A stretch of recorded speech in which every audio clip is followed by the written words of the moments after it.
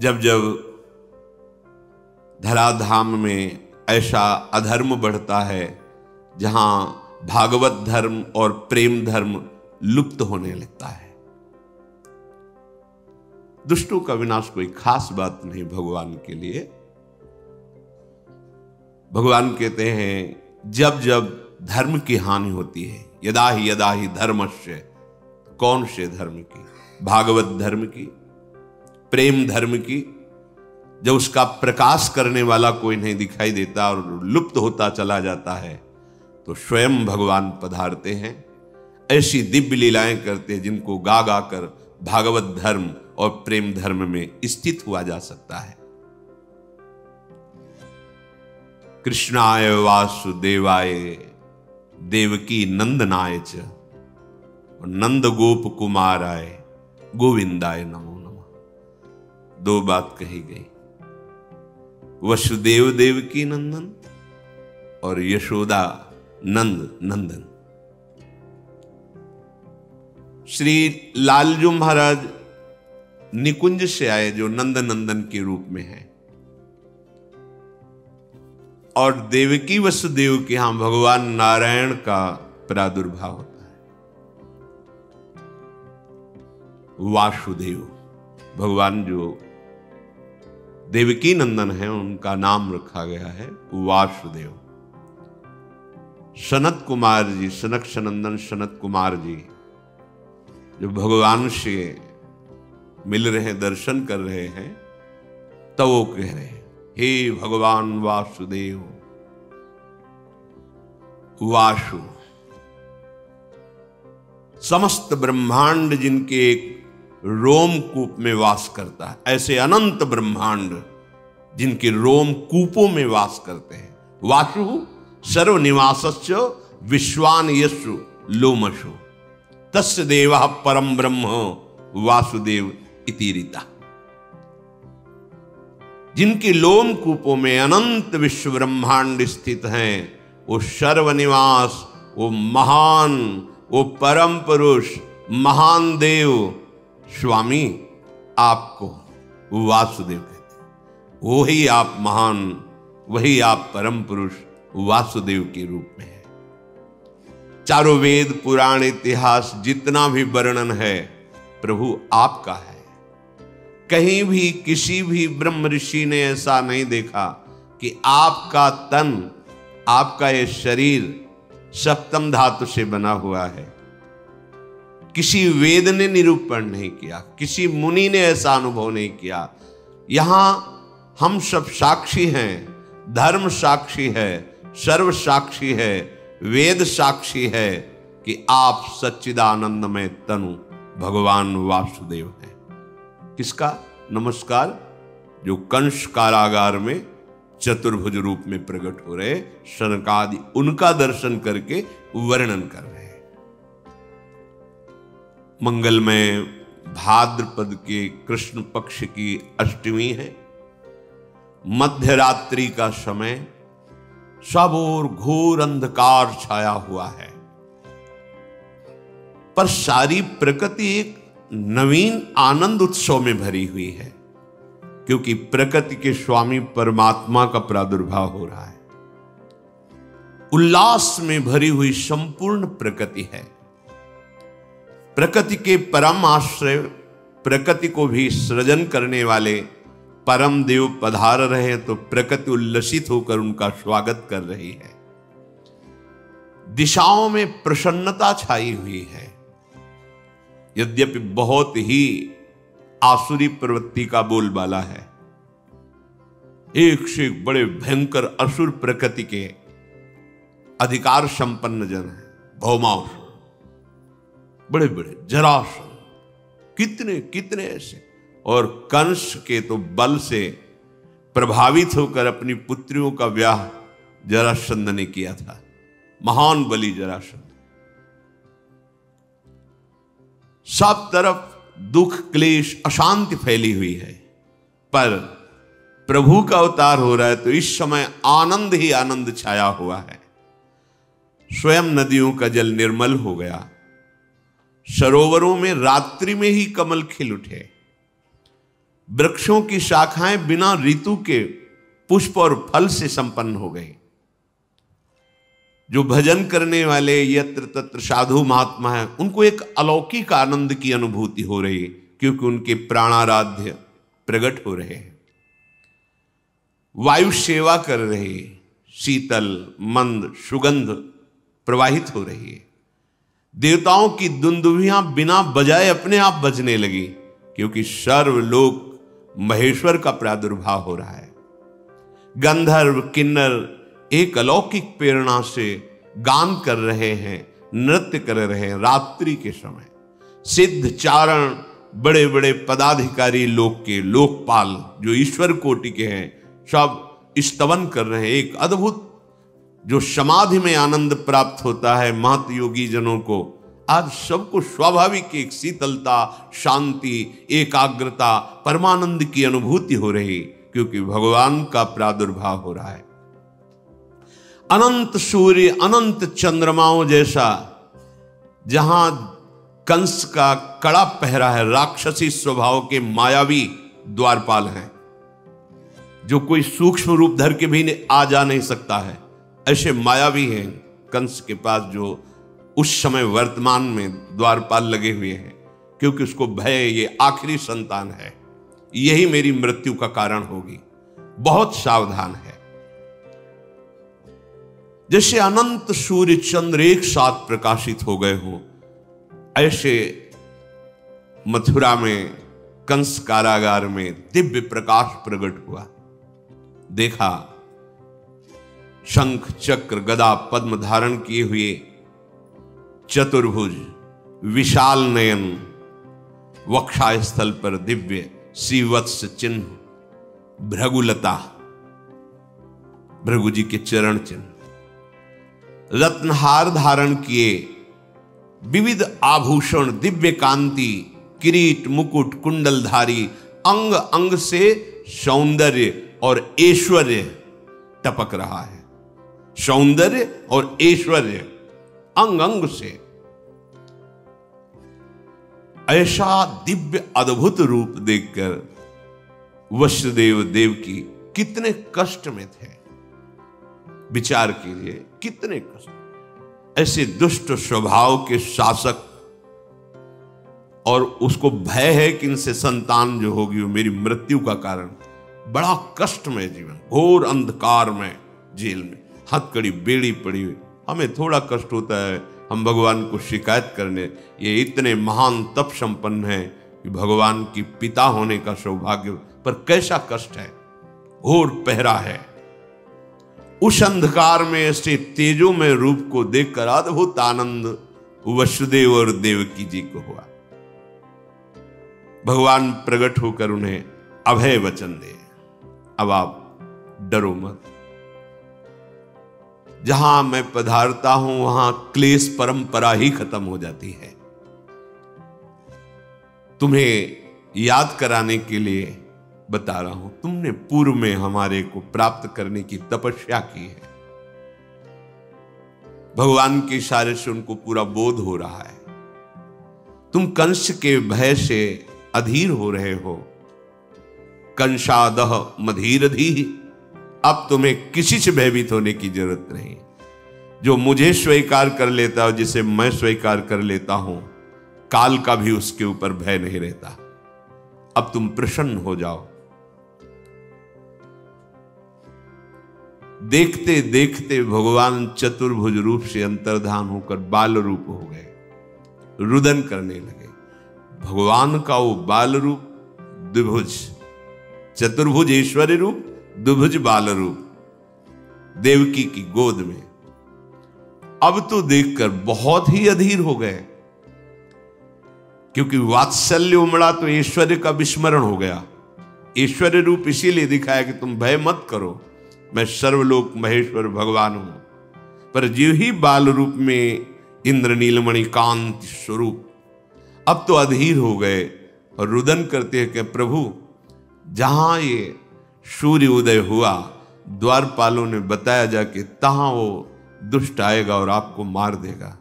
मैं बहुत अधीर हो रहा हूं प्रभु, मेरा ज्ञान कार्य ही नहीं कर रहा है, क्योंकि वात्सल्य। वात्सल्य के आगे ये सब नहीं चलता। भगवान का ऐश्वर्य भी वात्सल्य के आगे नहीं चलता। प्रभु मुझे आपकी रक्षा के लिए बहुत भय है। प्रभु ने कहा यद्यपि तुम्हें भयभीत नहीं होना चाहिए, पर आप वात्सल्य के कारण भयभीत हो रहे हो तो मुझे गोकुल पहुंचा दो और वहां मेरी महाशक्ति योग माया प्रकट हुई है, तुम उसको ले आओ, मुझे वहां पहुंचा दो, तुम निर्भय रहो। भगवान का शिशु रूप जो देवकी की गोद में था, कितना कष्ट। अखिल लोक आनंद सिंधु गोद में है, वो कह रहे मुझे अभी पहुंचा दो। वसुदेव जी की गोद में प्रभु को विराजमान करती है, हृदय में कितनी पीड़ा होगी। नवजात शिशु अभी आंखों से ओझल, जिसके दर्शन मात्र से परमा आह्लाद परम सुख, वो अभी जा रहा है। विचार करो, ये भगवदानंद कायर पुरुषों को प्राप्त नहीं होता, ये शूरवीरों को प्राप्त होता है, जो हर स्थिति में प्रभु के सुख का चिंतन करते हैं। अपने सुख दुख की तो परवाह ही नहीं जिसे, तभी साधु संग से भजन करते करते ऐसी स्थिति होती है। भगवान वसुदेव जी की अब गोद में है। वसुदेव जी भगवान की महिमा का स्मरण करते हैं, हृदय से लगाते हैं, तुम्हें कैसे दूर करूं, तुम्हें कैसे छोड़ के आऊं। इतना तो कष्ट भोगते रहे, अन्य पुत्रों का वध कर दिया गया, अब आनंद सिंधु आप मेरे हृदय से लगे, और वो भी अब हम ही आपको जाके छोड़ करके वापस आपको आए, पर आपके सुख के लिए हमें जाना पड़ेगा। पर जाऊं तो कैसे जाऊं? पैरों में बेड़ियां हैं, हाथों में हथकड़ी है, लोहे के बहुत मजबूत दरवाजे और शस्त्र धारण की हुई आसुरी स्वभाव वाले मायावी राक्षस वो द्वारपाल बने खड़े हैं, अत्यंत विषादग्रस्त हो रहे हैं। ऐसा सोचते ही देखा कि हथकड़ी और बेड़ियां टूटकर गिर गई। प्रसन्नता हुई, कदम आगे बढ़ाए तो देखा अपने आप दरवाजे खुल गए। बड़े विशाल लोह कपाट अपने आप खुल गए। जिसके छाती में अखिल लोकों के स्वामी प्रभु बाल रूप से विराजमान है, अब उसको कौन सा बंधन बांध सकता है? जो भगवान को अपने हृदय में चिंतन के द्वारा सदैव बसाए रखता है, उसको मोक्ष के लिए कोई प्रयास नहीं करना पड़ता, सारे बंधन अपने आप कट जाते हैं। इसलिए कई बार सत्संग में निवेदन किया है कि हमारी साधना का फल है अखंड स्मृति। हर समय प्रभु के चिंतन में रहते हुए जो भी व्यवहार कार्य है वो करें, कोई नहीं बांध सकता। जब तक प्रभु का स्मरण हृदय में नहीं है, तब हजारों लाखों साधनाएं कर लो, प्रयास कर लो, ये माया का बंधन खुलने वाला नहीं। माया की शाकलों से हाथ पैर गले सब बंधे हुए हैं। काम वासना क्रोध लोभ मोह मद मत्सर, ये ऐसे मायावी द्वारपाल हैं कि आपको निकलने ही नहीं देंगे। अज्ञान का कारागार अंधकार युक्त, कैसे निकला जाए? श्री कृष्ण को हृदय में रखकर। पक्की बात, कृष्ण नाम और कृष्ण रूप में कोई अंतर नहीं। जो कृष्ण है वही कृष्ण नाम है। अगर जिह्वा से राधा राधा कृष्ण कृष्ण चल रहा है तो मानो प्रिया प्रीतम विराजमान है आपकी जिह्वा में। अतएव जीव इस भयंकर अविद्या माया रूपी कैद खाने से, विविध प्रकार की वासना की जंजीरों से, काम क्रोधादि मायावी द्वारपालों से बचकर अगर निकल सकता है तो एकमात्र प्रभु को हृदय में रखने पर, अर्थात स्मरण करने पर। अगर प्रभु का स्मरण है तो आप मुक्त हो जाएंगे। मुक्ति के लिए कोई अलग से वेदांत पढ़ने की जरूरत नहीं, अपने आप ज्ञान प्रकाशित हो जाएगा। प्रतिपल भगवद स्मरण, चित्तवृत्ति को रोककर बार बार नाम में लगाना, रूप में लगाना, लीला में लगाना, धाम चिंतन में लगाना, कोई मोक्ष के लिए प्रयास करने की जरूरत नहीं। अपने आप आपको अनुभव होगा कि जो परमार्थ का परम लाभ वो प्रकाशित हो रहा है।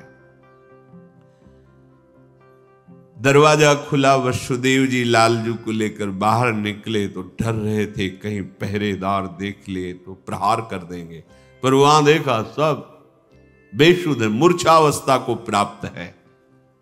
धीरे धीरे निकलकर बाहर आए, दबे पांव, कोई जान न जाए।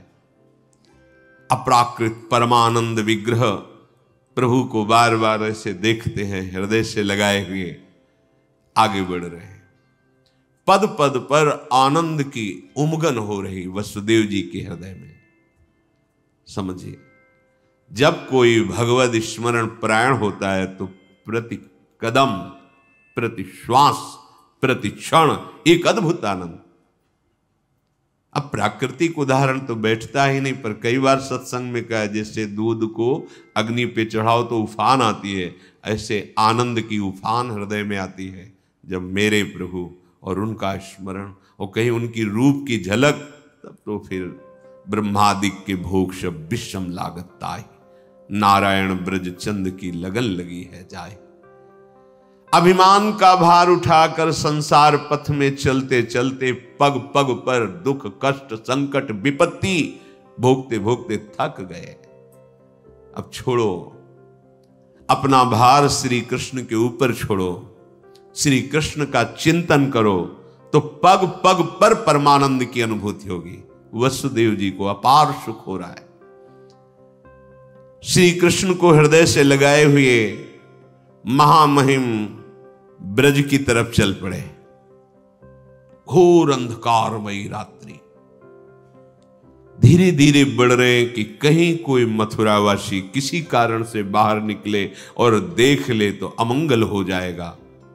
इसी समय मेघ गर्जना हो रही, भयंकर वर्षा शुरू हो गई, क्योंकि कोई बाहर निकल ही ना पावे। पैर की भी आहट नहीं, इसलिए मेघ गरज रहे हैं।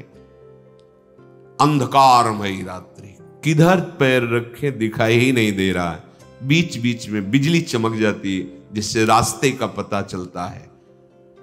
जब वर्षा प्रारंभ हुई, वसुदेव जी ने अब कहां तक ऐसे छुपाए, लगा कि नवजात लाला है, वर्षा में कुछ दुख पहुंच सकता है, ऐसा विचार कर रहे हैं। अचानक देख रहे हैं कि आसपास तो बूंदें गिर रही, पर ऊपर बूंदें नहीं गिर रही। सोचा इस लाला का ही चमत्कार होगा, पर बात यह हुई कि 1000 फण फैलाकर भगवान शेष जी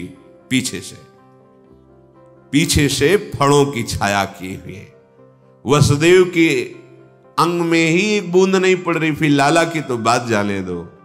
ये अनंत देव भगवान शंकरषण है, जो भगवान का ही दूसरा स्वरूप है, पर अनादि सिद्ध ये दासत्व भाव से है। प्राण प्यारे प्रभु की सेवा सदैव इनका जीवन है। क्षीर समुद्र में गौर वर्ण धारण किए हुए जब जब अवतार लेते तब भी गौर वर्ण होता है, चाहे लखनलाल के रूप में या बलराम के रूप में। भगवान की शैया बने रहते हैं, भगवान इन्हीं पर शयन करते हैं। सय्यासन परिधान पादुका छत्र चामरैहि किम्ना भूस्तस्य कृष्णस्य मूर्ति भेदैस्तु मूर्तिषु। ये भगवान अनंत हमारे प्रभु की पादुका बनते हैं, यही सैया बनते हैं, यही आसन बनते हैं, यही प्रभु के वस्त्र बनते हैं, यही छत्र चंवर विविध रूप धारण करके हमारे प्रभु श्री कृष्ण की सेवा करते हैं। भगवान शेष संकर्षण अनंत महिमा युक्त। वसुदेव जी को पता नहीं चल रहा कि हमारे पीछे भगवान अनंत शास्त्र फण ऐसे फैलाए हुए चल रहे हैं। उनको लगा लाला का कोई चमत्कार है, बाहर तो बूंदे पड़ रही पर हमारे ऊपर ले। अब लाला को मस्तक पर धारण कर लिया। आगे बढ़े तो भारी समस्या यमुना जी, क्योंकि भादो का महीना है, बाढ़ पे यमुना जी चल रहे हैं। एक क्षण रुके, अब क्या करूं, क्योंकि अथाह यमुना जी, और यमुना जी पहले से अधिक उल्लसित होकर बड़ी ऊंची ऊंची तरंगे, कोलाहल मच गया। यमुना जी प्रीतम पधार रहे हैं, यमुना जी उल्लसित हो रहे। वसुदेव जी देख रहे सैकड़ों भंवरे, सैकड़ों तरंगे ऐसी उछल रही जो भय प्रदान कर रही। ऐसे छोटे लाला को लेकर कैसे पार हो पाऊंगा? अगर रुकता हूं तो लौटने में प्रातःकाल सूर्य उदय हो जाएगा। कैसे, क्या करूं? लाला को सुरक्षित पहुंचा, चलो हम अपने प्राण दे देंगे, जब तक लाला को हम बचा पाएंगे, उठाते चले जाएंगे। ऐसा भाव समझो। जब आप प्रभु प्राप्ति के लिए चलोगे तो ऐसा नहीं कि सहज मार्ग है आप निकल जाओगे, भयंकर बाधाएं खड़ी होती हैं। पर आपने यदि प्राण समर्पित कर दिया है तो कोई भी बाधा आपको परास्त नहीं कर सकती। जो इस भाव में रहता है कि मेरे प्रीतम सुखी हो और मुझे नरक मिल जाए, कोई परवाह नहीं। अगर प्रीतम को आनंद मिलता है कि मैं तड़पूं, कष्ट युक्त रहूं, तो वो कष्ट मेरे लिए हजारों सुख से बढ़कर है। वसुदेव जी ने निश्चय किया, अब ये जीवन प्रभु के लिए, क्या डरना। और यमुना जी में कदम रखा।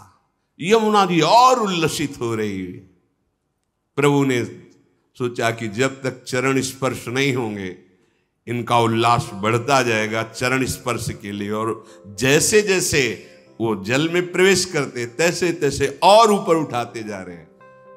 प्रभु ने अपने चरण अभी प्रकट हुए बड़े कर दिए। यमुना जी जीव ही चरण स्पर्श की नम्र हो गए। जल अपने आप घटने लगा, बस घुटनों घुटनों पूरी यमुना जी हो।